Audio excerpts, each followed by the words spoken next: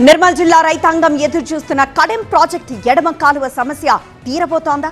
వానాకాలం సీజన్ లోపు సాగునీటి కష్టాలకు చెక్ పెట్టేలా అధికారులు చేపట్టిన పనులు ఎంతవరకు వచ్చాయి?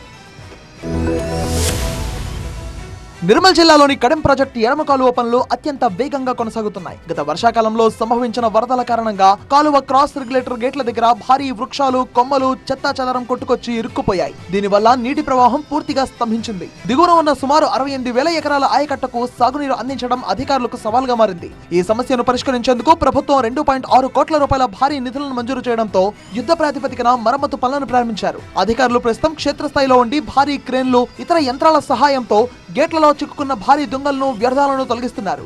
68 లక్షల ఎకరాలకి నీరు అందించాల్సిన ప్రాజెక్టు దాని సామర్థ్యాన్ని చాలా కోల్పోవాల్సిన అవసరం ఏర్పడ్డది. కేవలం వ్యర్థాల తొలగింపు మాత్రమే కాకుండా కాలువ నిర్మాణంలో కీలకమైన క్రాస్ రెగ్యులేటర్ పనులను కూడా ఆధునీకరిస్తున్నారు. రానున్న వర్షాకాలం ప్రారంభమయ్యేలోపు ఈ పనులన్నీ పూర్తి చేయాలని లక్ష్యం పెట్టుకున్నారు. ఈ మరమ్మతులు పూర్తయితే వానాకాలం సీజన్ లో ఎడమ కాలువ పరిధిలోని రైతులకు ఎలాంటి ఆటంకం లేకుండా చివరి ఆయకట్ట వరకు సమృద్ధిగా సాగునీరు అందుతుందని అధికారులు చెబుతున్నారు.